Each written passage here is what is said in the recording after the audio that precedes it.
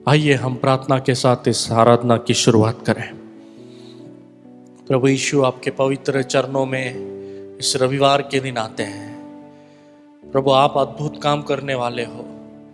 प्रभु, आपके अंदर ही सारे अच्छे गुण छुपे हैं। प्रभु, आज आपके वचन से, आराधना से हमारे दिलों से बात करिए। यीशु के नाम से मांगते हैं, सुन और ग्रहण कर। आमीन। हालेलुया। आप सबका हम यीशु के नाम से स्वागत करते हैं। आइए हम सब मिलकर एक गाना गाकर यीशु की महिमा करेंगे।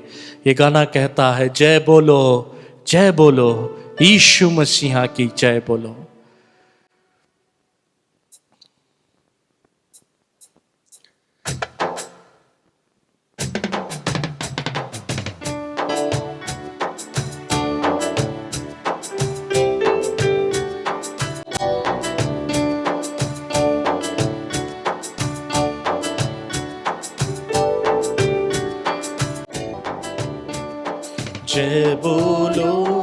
जय बोलो यीशु मसीहा की जय बोलो।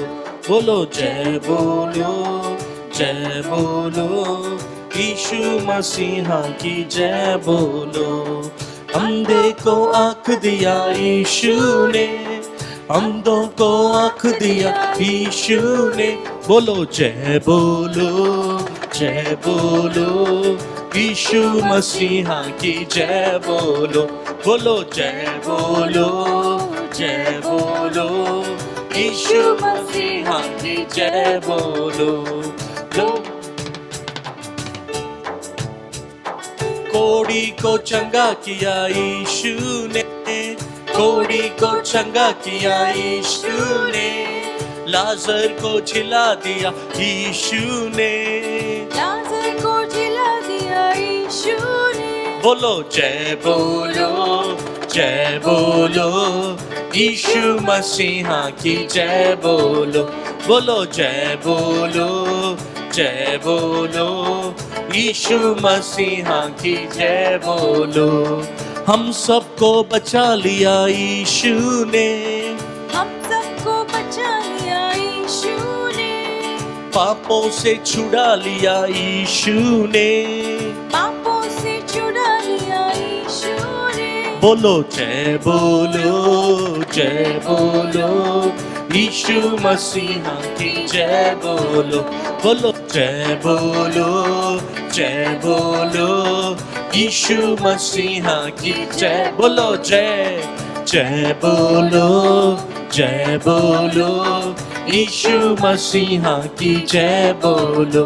बोलो जय बोलो यीशु मसीहा की जय बोलो। अंधे को आँख दिया, अंधे को आँख दिया यीशु ने। लंगड़े को चला दिया यीशु ने, लंगड़े को चला दिया यीशु ने।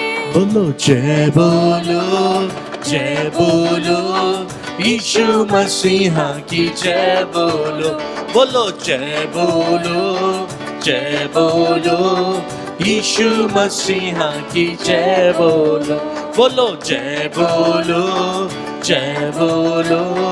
यीशु मसीहा की जय बोलो। बोलो जय बोलो यीशु मसीहा की जय बोलो। Hallelujah hallelujah. अभी भी हम थोड़ा समय यीशु मसीह की आराधना करें। अगर हो सके तो आप जहाँ पर भी है वहाँ पर आपकी आंखों को बंद कर लो। यीशु की आराधना कर रहे हैं, उसकी महिमा गाने के लिए अपने आंखों को बंद करके उसके ऊपर आपका सारा नजर लगाओ, क्योंकि वो महान है, वो सर्वशक्तिमान है, उससे असंभव कुछ भी नहीं। ये दुनिया के लोगों ऊंची आवाज करो करके ये गाना गाने वाले हैं, इबादत करो, उसकी इबादत करो बोलकर हम यीशु मसीह के नाम को ऊंचा उठाएं। आइए हम सब मिलकर गाकर यीशु की महिमा करें।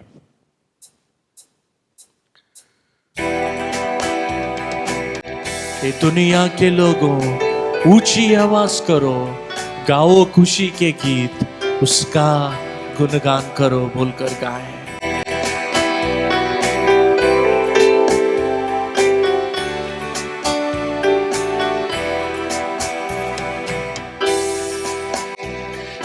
दुनिया के लोगों, ऊंची आवाज करो, गाओ खुशी के गीत, उसका गुणगान करो, इबादत करो, उसकी इबादत करो,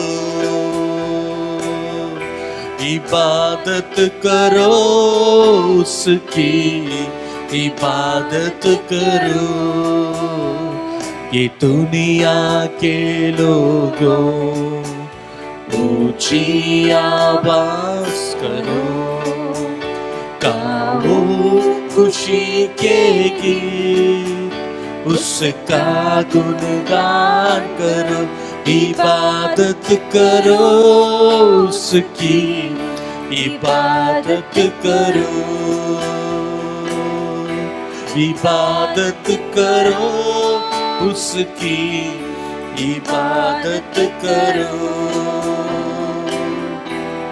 याद रखो कि वही एक खुदा है, हमको ये जीवन उसी ने दिया है, उस चारा के हम सब है आए, हम दोस्तना के हम गीत गाए, रब का तुम शुक्र करो, ऊंची आवाज करो, गाओ खुशी के गीत, उसका गुणगान करो, इबादत करो, उसकी इबादत करो, इबादत करो, उसकी इबादत करो। ये दुनिया के लोगों, ये दुनिया के लोगों, ऊंची आवाज करो, गाओ खुशी के गीत, उसका गुणगान करो, इबादत करो, उसकी इबादत करो, मैं इबादत करो, उसकी इबादत करो, उसकी इबादत करो। प्रभु यीशु, आपको सारा आदर गौरव महिमा देते हैं। आगे का समय आप हमारे दिलों से बात करिए, यीशु के नाम से मांगते हैं, सुन और ग्रहण कर, आमीन। आज भी हम परमेश्वर के वचन से प्रेम के बारे में जानेंगे। प्रेम यानी आज हमारा प्रेम कैसा कामों में दिखना चाहिए, उसके बारे में हम बात करेंगे और कुछ उदाहरण परमेश्वर के वचन से प्रेम को कैसे परमेश्वर ने पूरा करने के लिए उसे अपने काम में दिखाया, उसने ऐसा करके दिखाया कि मैं तुमसे प्रेम करता हूं, उसके बारे में हम कुछ वचनों को पढ़ेंगे। सबसे पहला हम पहला यूहन्ना 3 वचन, उसके 18 वचन को, पहला यूहन्ना 3 अध्याय उसके 18 वचन को मैं आपके बीच में पढ़ना चाहता हूं। वह वचन ऐसा कहता है, हे बालकों, हम वचन और जीभ में से नहीं पर काम और सत्य के द्वारा भी प्रेम करें। हे बालकों, हम वचन और जीभ ही से नहीं पर काम और सत्य के द्वारा भी प्रेम करें। ये परमेश्वर क्यों ऐसा कहता है? ये पवित्र आत्मा ने यूहन्ना रचित सुसमाचार को, यूहन्ना को या अपने प्रेरित यूहन्ना को ये वचन क्यों परमेश्वर ने दिया? परमेश्वर की आत्मा ने उसे यह वचन लिखने के लिए क्यों बोला? क्योंकि उन दिनों में भी इन दिनों के समान लोग जीभ से बहुत सारे बड़ी बड़ी चीजों को बोलते थे कि प्रेम ऐसा है, प्रेम वैसा है। परमेश्वर के प्रेम के बारे में आप पहला कुरिन्थियों में पढ़ेंगे तो उसका पूरा वर्णन किया गया है कि प्रेम धीरज नहीं छोड़ता, प्रेम विश्वास नहीं छोड़ता, प्रेम उम्मीद करना नहीं छोड़ता, प्रेम ऐसा है, प्रेम वैसा है करके सच्चे प्रेम के बारे में वहां पर वर्णन किया गया है। लेकिन लोग उन दिनों में भी इस प्रेम के बारे में बातें बहुत बड़ी बड़ी करते थे, लेकिन अपनी जिंदगी में वो प्रेम कभी उन्होंने दिखाया नहीं। इसीलिए परमेश्वर ने पवित्र आत्मा के द्वारा ये वचन को लिखा कि तुम लोगों, हे मेरे भाइयों, तुम सिर्फ जीभ से प्रेम मत करो। यानी जीभ से प्रेम मत करना, यानी उसका मतलब यही है कि आप जब कहते हैं कि प्रेम करते हैं तब उसको दिखाने के लिए या उसको प्रकट करने के लिए तुम्हारे कामों में उस प्रेम को तुम दिखाओ, उस कामों में उस प्रेम को दिखाओ। उसका पूरा वचन को अगर हम पढ़ेंगे तो मैं 16, 17, 18 वचन को मैं आपके बीच में पढ़ना चाहता हूं। पहला यूहन्ना उसका 3 अध्याय 16, 17, 18 वचन को मैं आपके बीच में पढ़ना चाहता हूं। हमने प्रेम इसी से जाना कि उसने हमारे लिए अपना प्राण दे दिया और हमें भी भाइयों के लिए प्राण देना चाहिए। पर जिस किसी के पास संसार की संपत्ति हो और वह अपने भाई को कंगाल देखकर उस पर तरस न खाना चाहे, तो उसमें परमेश्वर का प्रेम क्यों कर बना रह सकता है। हे बालकों, हम वचन और जीभ से ही नहीं पर काम और सत्य के द्वारा प्रेम करें। और यही वचन याकूब का पुस्तक उसका 2 अध्याय 16 वचन में भी यही बात कहा गया है। वहां पर ऐसा लिखा है, और तुम में से कोई उनसे कहे कुशल से जाओ, तुम गर्म रहो और तृप्त रहो, पर जो वस्तुएं देह के लिए आवश्यक है वह उन्हें न दे तो क्या लाभ। इसके पहले वचन को अगर हम पढ़ेंगे या 15 वचन को, याकूब का पुस्तक 2 अध्याय 15 वचन को, यदि कोई भाई या बहन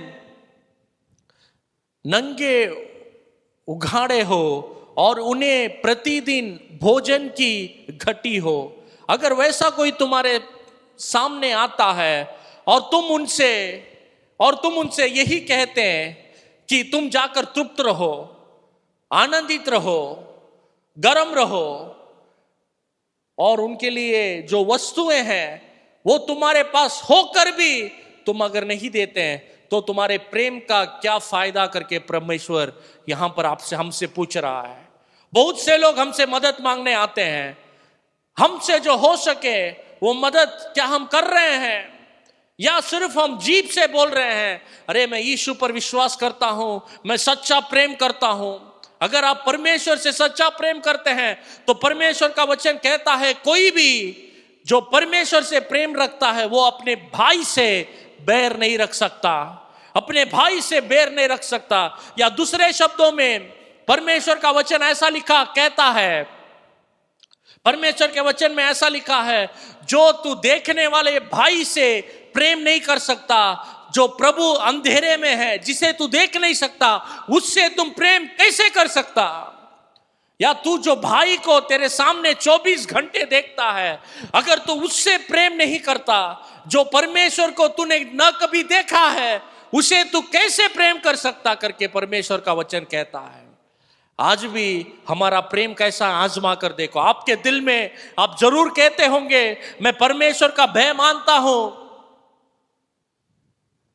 मैं परमेश्वर का भय मानता हूं, मैं परमेश्वर से प्रेम करता हूं, लेकिन आपका प्रेम क्या व्यर्थ है? क्या व्यर्थ है, या वो आपके लिए लाभ देने वाला यानी आप उसके वजह से कुछ करते हैं, वो प्रश्न आज आपके सामने परमेश्वर रख रहा है, हर एक के सामने। कैसा है आपका प्रेम परमेश्वर के लिए? कैसा है आपका प्रेम आपके आजू बाजू के लोगों के लिए? आज परमेश्वर आपसे पूछ रहा है। आप हमें या लोगों को बेवकूफ बना सकते हैं, मैं प्रेम करता हूं बोलकर, लेकिन जो परमेश्वर तुम्हारे कर्मों को देख रहा है, तुम्हारे वचनों को नहीं, तुम्हारे कर्मों को जो परमेश्वर देख रहा है, उसे हम कभी भी बेवकूफ नहीं बना सकते। उसे सब कुछ मालूम है, उसके सामने अंधेरा नहीं है, उसे सब कुछ मालूम है। और उसके सामने हम कदई ये कह नहीं सकते कि उसे कदई हम हमारे बातों से उसे उलझा कर नहीं रख सकते कि हम प्रेम करते हैं। नहीं, अगर आप प्रेम करते हैं तो उसका फल दिखाओ। आज हमारे भारत देश में, विश्व में एक देश दूसरे देश के ऊपर चढ़ाव कर रहा है। हमारे भारत देश में कहीं राज्यों में दंगे हो रहे हैं। ये सब का जड़ कहां पर है? लोग प्रेम का प्रतीक नहीं है, लोग प्रेम के प्रतीक नहीं है। आज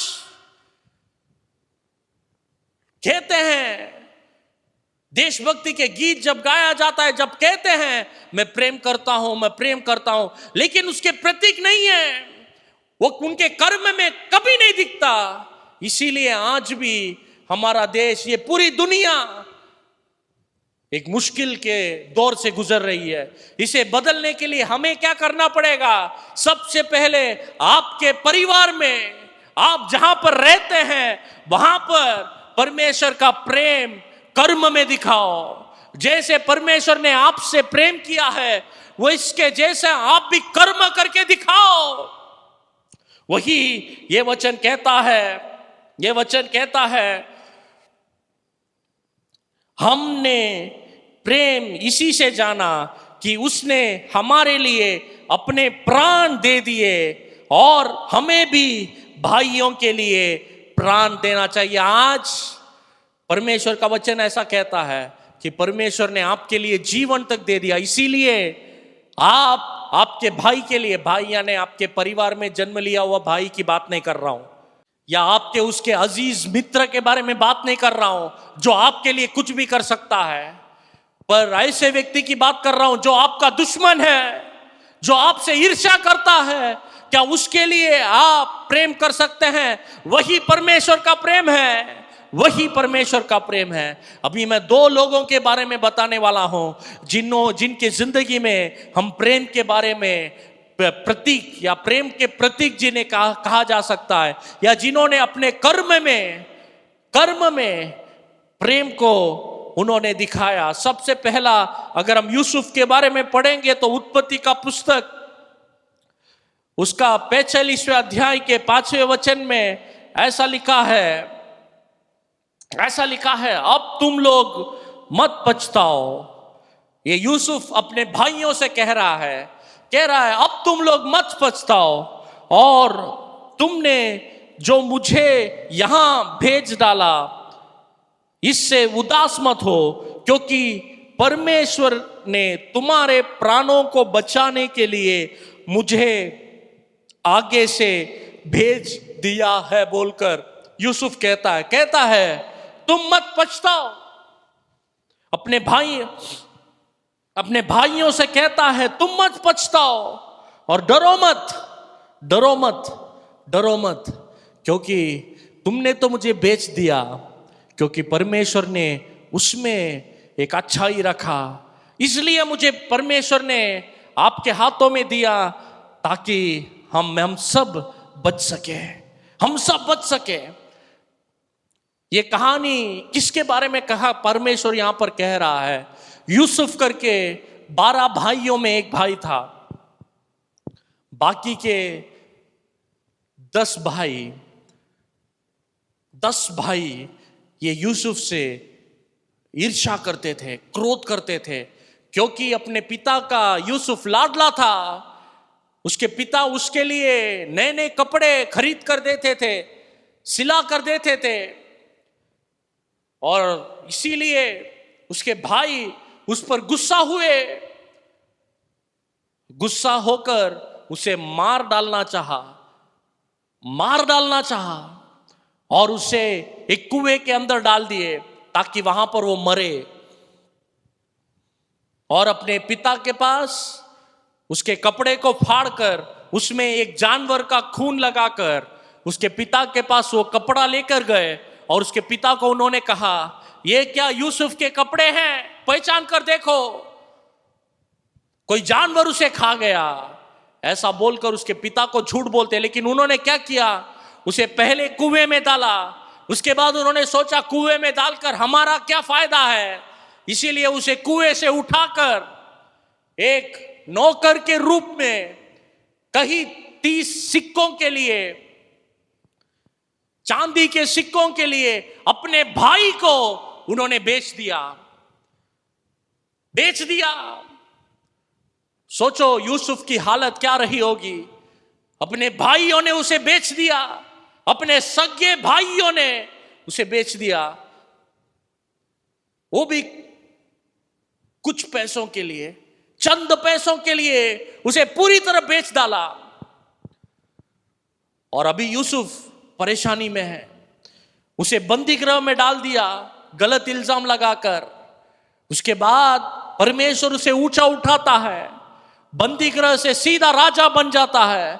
और अभी जब वो राजा बन गया, अभी उसको ढूंढते हुए उसके भाइयों को आना पड़ा अनाज के लिए, क्योंकि उनके पास अनाज खत्म हो गया था।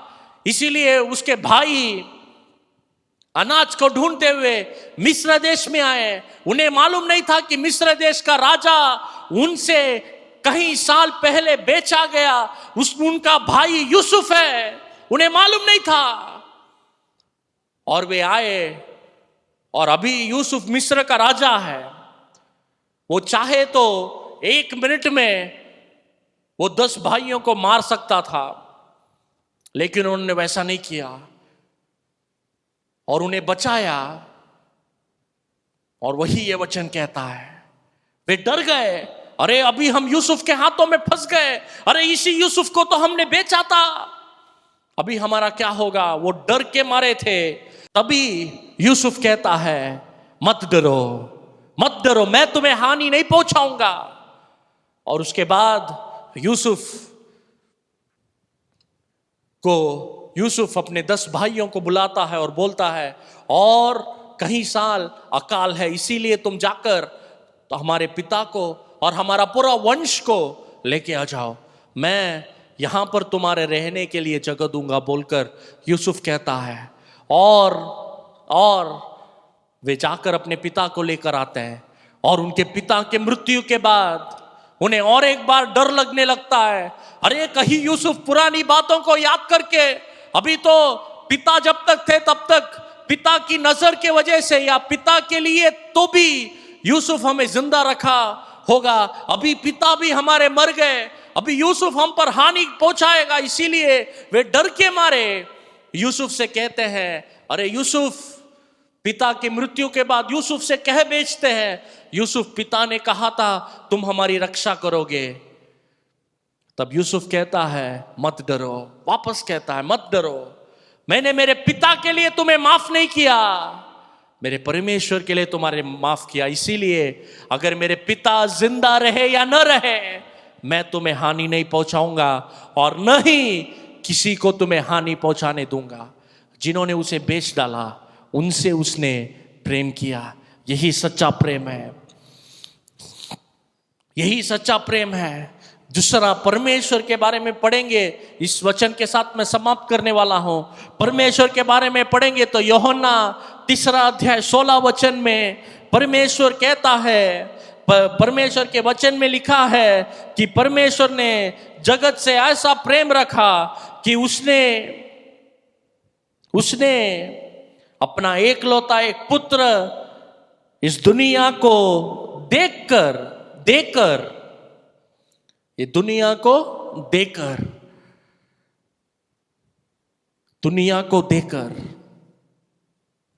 या दुनिया को भेजकर परमेश्वर ने अपना प्रेम कैसा दिखाया। सिर्फ बोलने में नहीं, सिर्फ बोलने में नहीं कि मैं प्रभु तुमसे प्रेम करता हूं, सिर्फ वो नहीं, पर उसने करके दिखाया। क्या किया? वो खुद एक मनुष्य बनकर उतर आया, ताकि जो कोई उस पर विश्वास करे उनका नाश न हो परंतु अनंत जीवन पाए। आज भी परमेश्वर ने आपसे प्रेम करके इस दुनिया में उतरा। वो नहीं चाहता कि आपका परिवार नष्ट हो, वो नहीं चाहता कि आपकी कोई भी चीजों पर हानि पहुंचे। वो तुम्हारी रक्षा करना चाहता, लेकिन उसके लिए आपको उसे जगह देना होगा। आपके दिल में, आपके परिवार में उसे जगह देना होगा। एक गाना है जो कि गाने वाला हूं, ये गाना कहता है, प्यार करूंगा और ज्यादा, स्तुति करूंगा और फुर्सत से, पूरे दिल से तेरी आराधना, पूरे मन से तेरी आराधना। ये गाने को गाएंगे और परमेश्वर की महिमा करेंगे।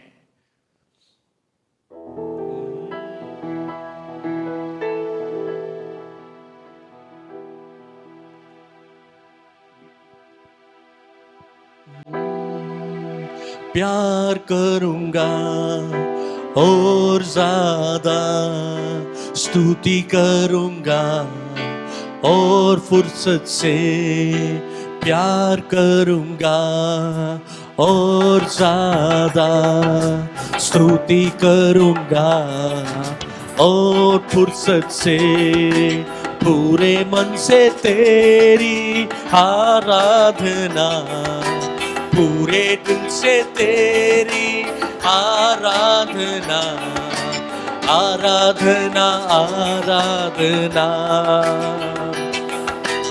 आराधना, आराधना।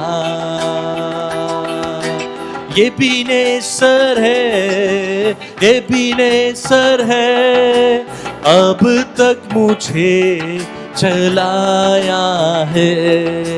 ये बीनेसर है, ये बीनेसर है, अब तक मुझे चलाया है, अब तक मुझे चलाया है। पूरे दिल से तेरी आराधना, पूरे मन से तेरी आराधना, आराधना, आराधना, आराधना, आराधना, आराधना, आराधना, आराधना, आराधना। आइए हमारे आंखों को बंद करके प्रार्थना करें। प्रभु यीशु, इस रविवार में आए हुए इसे देखने वाले हर एक के व्यक्ति के ऊपर आपकी आशीष को बोलते हैं। उनकी जिंदगी में आपकी शक्ति उतरे। प्रभु, हम सच्चे दिलों से हर एक से प्रेम करें, ऐसा होने दो। यीशु के नाम से मांगते हैं, सुन और ग्रहण कर। आमीन। परमेश्वर आप सबको आशीष दे। धन्यवाद।